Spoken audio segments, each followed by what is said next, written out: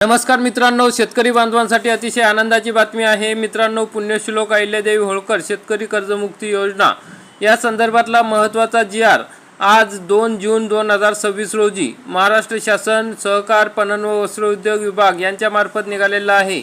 महाराष्ट्रातील शेतकरी राज्याच्या ग्रामीण अर्थव्यवस्थेचा एक महत्त्वाचा भाग आहे। तथापि अनियमित गारपीट, पाऊस, दुष्काळ, अतिवृष्टी व महापूर यासारख्या नैसर्गिक आपत्तीमुळे अनेक वेळा पिकांचे नुकसान होते। पर्यायाने शेतकऱ्यांचे मोठ्या प्रमाणात आर्थिक नुकसान होते। त्यामुळे बाधित शेतकरी शेती कर्जाची मुदतीत परतफेड करू शकत नाही। असे शेतकरी थकबाकीदार झाल्यामुळे त्यांना बँकेकडून नव्याने पीक कर्ज उपलब्ध होऊ शकत नाही। शेतकऱ्यांवरील कर्जाचा बोजा कमी करण्यासाठी शासनाने यापूर्वी शेतकरी सन्मान योजना 2017, महात्मा ज्योतिराव फुले शेतकरी कर्जमुक्ती योजना 2019 आणि महात्मा ज्योतिराव फुले कर्जमुक्ती योजनेअंतर्गत प्रोत्साहनपर लाभ योजना 2022 जाहीर करून शेतकऱ्यांना वेळोवेळी भरीव मदत दिलेली आहे। राज्यातील शेतकरी कर्जमुक्तीनंतरही वारंवार थकीत कर्जाच्या दुष्टचक्रामध्ये अडकत असल्याचे दिसून येत आहे। त्यामुळे शेती क्षेत्रात आणि शेतकऱ्यांच्या जीवनात आमूलाग्र बदल घडवून शेतकऱ्यांची थकीत कर्जाच्या विळख्यातून कायमस्वरूपी सोडवणूक करण्यासाठी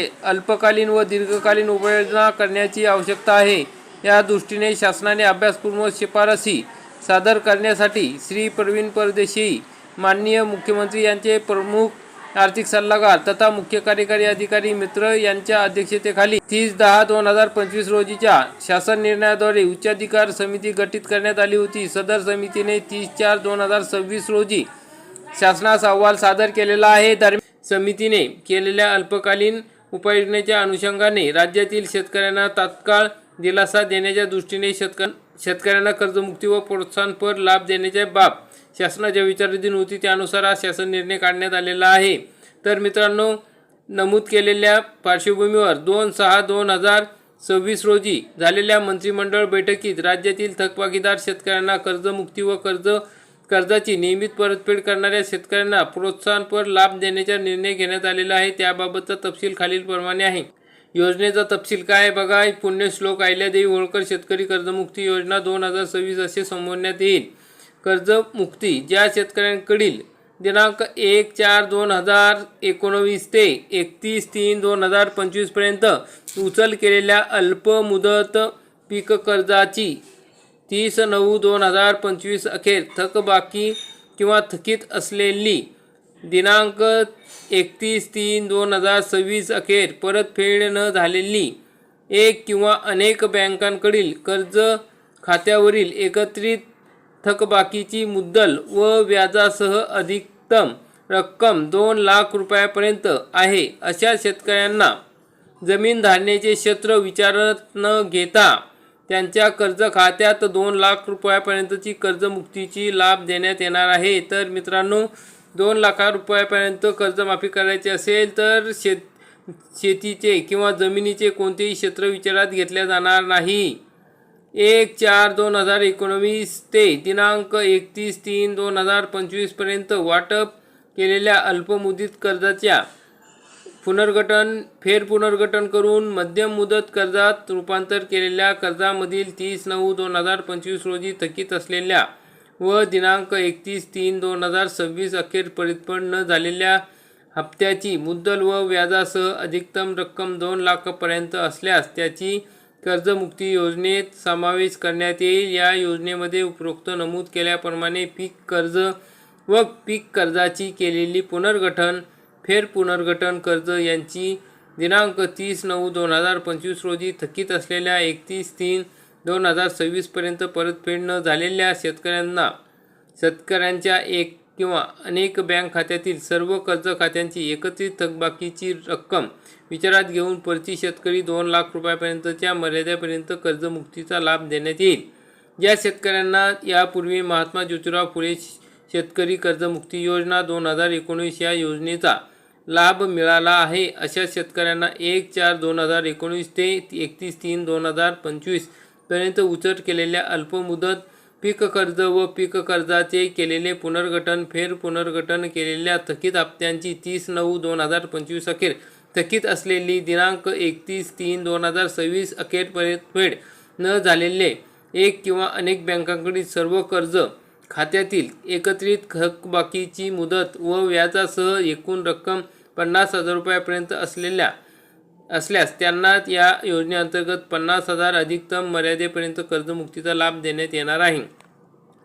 एक वेळ समझोता म्हणजे OTS सदर योजनेअंतर्गत 1/4/2019 ते 31/3/2026 अखेर उचल केलेल्या अल्पमुदतीत पीक कर्ज खात्यांची एक किंवा अनेक बँकांकडील सर्व कर्ज खात्यांची मुद्दल व व्याजासह 30/9/2025 रोजी थकीत असलेल्या 31/3/2026 पर्यंत परतफेड न झालेल्या एकत्रित थकबाकीची रक्कम 2 लाखापेक्षा जास्त असलेल्या अशा शेतकऱ्यांना प्रथम आणि 2 लाखापेक्षा जास्त असलेल्या थकीत रकमेस बँकेस संस्थेस परतफेड करणे आवश्यक असेल. अशी रक्कम परतफेड केल्यानंतर पात्र शेतकऱ्याला एक वेळ समझोता अंतर्गत लाख रकमेची लाभ देण्यात येईल. सदर योजनेअंतर्गत 1/4/2019 ते 31/3/2026 अखेर उचल केलेल्या पीक कर्जाची पुनर्गठन केलेल्या कर्ज खात्यांपैकी एक किंवा अनेक बँकांकडील सर्व कर्ज खात्यांची 30/9/2025 पर्यंत थकीत असलेल्या 31/3/2026 पर्यंत परतफेड न झालेल्या थकीत हप्त्यांची व मुद्दल व्याजासह रक्कम 2 लाख रुपयापेक्षा जास्त असल्यास अशा शेतकऱ्यांना प्रथम 2 लाखापेक्षा जास्त असलेली थकीत रकमेची परतफेड करणे आवश्यक असेल. अशी रक्कम परतफेड केल्यानंतर पात्र शेतकऱ्याला एक वेळ समझोता अंतर्गत OTS 2 लाख रकमेची लाभ देण्यात येईल. ज्या शेतकऱ्यांनी यापूर्वी महात्मा ज्योतिराव फुले कर्जमुक्ती योजना 2019चा लाभ मिळालेला आहे अशा शेतकऱ्यांना 1/4/2019 ते 31/3/2025 पर्यंत उचल केलेल्या अल्पमुदतीत पीक कर्जाचे केलेले पुनर्गठन फेरपुनर्गठन केलेल्या थकीत हप्त्यांची 30/9/2025 अखेर थकीत असलेल्या 31/3/2026 अखेरपर्यंत परतफेड न झालेल्या एक किंवा अनेक बँकांकडील सर्व कर्ज खात्यातील एकत्रित थकबाकी मुद्दल व्याजासह एकूण 50,000 रुपयापेक्षा जास्त असल्यास शेतकऱ्यांनी त्यांच्या 50,000 प्रति शेतकरी कर्जमुक्तीच्या एक वेळ समझोता योजनेचा लाभ घेण्यात येईल. तसेच या योजनेमध्ये शेतकऱ्यांना ज्यांच्या हिश्श्याची 50,000वरील रक्कम बँकेमध्ये जमा करण्यासाठी 31/3/2027 पर्यंत मुदत देण्यात येईल. तर मित्रांनो, राष्ट्रीय बँका, खाजगी बँका व ग्रामीण बँकांकडील शेतकऱ्यांच्या पीक कर्ज गटीत अनुत्पादित कर्जांना म्हणजे NPA अकाउंट कर्जमुक्ती व एक वेळ समझोता योजनेचा म्हणजे OTS लाभ देत असताना अनुत्पादित कर्जाच्या तारखेनुसार डेट NPA खतावणी शिल्लक लीडर बॅलन्स निश्चित केलेल्या टक्केवारीप्रमाणे सूट देण्याची रक्कम निश्चित केली जाईल. यासाठी बँकांसोबत वाटाघाटी करून सूट द्यावयाच्या रकमेचे प्रमाण निश्चित करण्यासाठी अप्पर मुख्य सचिव यांच्या अध्यक्षतेखाली प्रधान सचिव, व्यवस्थापक संचालक, महाराष्ट्र राज्य सहकारी बँक मर्यादित मुंबई यांच्या मार्फत राज्यस्तरीय बँकर समिती पुणे, सहकार आयुक्त व निबंधक सहकारी संस्था पुणे यांच्या समिती नेमण्यात आलेल्या ही अनुत्पादित कर्जाबाबत सूट देण्यात येणारी रक्कम बँकांशी वाटाघाटी करून निश्चित करण्यात येणार आहे. प्रोत्साहनपर लाभ वित्तीय स्थितीला प्रोत्साहन देण्यासाठी आणि नियमित परतफेड करणाऱ्या शेतकऱ्यांना प्रोत्साहन देण्यासाठी 2022-23, 23-24, 24-25 3 आर्थिक वर्षांपैकी कोणत्याही 2 आर्थिक वर्षात पीक कर्जाची उचल करून आर्थिक वर्ष संपल्यानंतर 30 जूनपूर्वी बँकेच्या प्रचलित नियमानुसार विहित वेळेत यापैकी नंतरचे असेल त्या दिनांकापूर्वी कर्जाची परतफेड केलेल्या शेतकऱ्यांना प्रोत्साहन देण्याच्या हेतूने प्रति शेतकरी 50,000 रुपये इतक्या अधिकतम रकमेपर्यंत लाभ देण्यात येईल. तथापि अशा पात्र शेतकऱ्यांनी सन 2025, 26, 27 या आर्थिक वर्षात अल्पमुदत पीक कर्ज घेतले असल्यास अशा कर्जाची देखील विहित मुदतीत परतफेड करणे अनिवार्य असेल.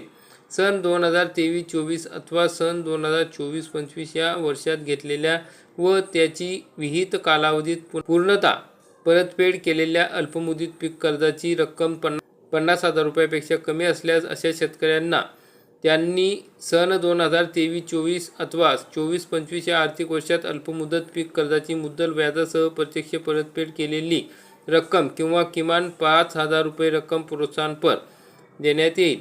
उपरोक्त कर्जमुक्ती एकवेळ समझोता OTS प्रोत्साहनपर लाभ मिळवण्यासाठी खालीलप्रमाणे निकष निश्चित करण्यात आलेले आहे. तर सदर योजनेचा लाभ देत असताना वैयक्तिक शेतकरी हा निकष ग्राह्य धरण्यात येईल. या योजनेमध्ये शेतकरी कर्जमुक्ती लाभ दिलेल्या शेतकऱ्यांना प्रोत्साहनपर लाभ दिला जाणार नाही। सदर योजना शेतकऱ्यांची राष्ट्रीयकृत बँका, खाजगी बँका, प्रादेशिक बँका, जिल्हा मध्यवर्ती बँकांकडून घेतलेल्या कर्जास लागू राहील। तसेच प्राथमिक कृषी पुरवठा सहकारी संस्था त्यांच्या स्वतःच्या निधीतून वितरित केलेल्या कर्जांना देखील सदर योजना लागू राहील। योजनेच्या निकषानुसार पात्र शेतकऱ्यांचे आधार प्रमाणीकरण करणे तसेच ॲग्रीस्टॅग आधार सामग्री मंचावर शेतकऱ्यांची नोंदणी अनिवार्य आहे। योजनेचा लाभ मिळवण्यासाठी खालील व्यक्ती पात्र असणार नाहीत।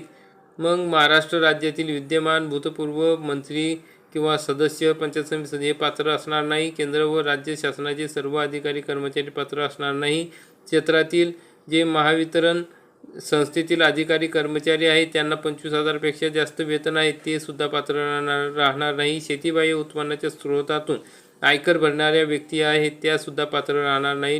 निवृत्तीवेतनधारक व्यक्ती यांना 25,000 रुपये मासिक पेन्शन मिळत असेल ते सुद्धा पात्र राहणार नाही। कृषी उत्पन्न बाजार समित्या तसेच इतर ठिकाणी एकत्रित वेतन 25,000 पेक्षा जास्त मासिक घेत असेल तर ते अशा व्यक्ती पात्र राहणार नाही। योजनेच्या अंमलबजावणीची प्रक्रिया सुरू करण्यात आलेली आहे। सदर योजनेची अंमलबजावणी प्रक्रिया संपूर्णपणे ऑनलाईन पद्धतीने करण्यात येईल। त्या अनुषंगाने विभागांतर्गत विविध घटकांमार्फत मार्गदर्शक सूचना करण्यात आलेल्या आहे। मित्रांनो, अशा पद्धतीने शेतकरी कर्जमाफीचे निकष, अंमलबजावणीची प्रक्रिया, कोणत्या व्यक्ती पात्र असणार आहे, ही कर्जमुक्ती एकवेळ समझोता म्हणजे OTS प्रोत्साहनपर लाभ मिळवण्यासाठी कोणकोणते निकष असणार आहे या संदर्भात सविस्तरपणे माहिती या GR मध्ये दिलेली आहे। तरी जास्तीत जास्त शेतकरी बांधवांपर्यंत हा व्हिडिओ नक्की शेअर करा आणि व्हिडिओ आवडल्यास व्हिडिओला लाईक करा, चॅनलला सबस्क्राईब करा। धन्यवाद।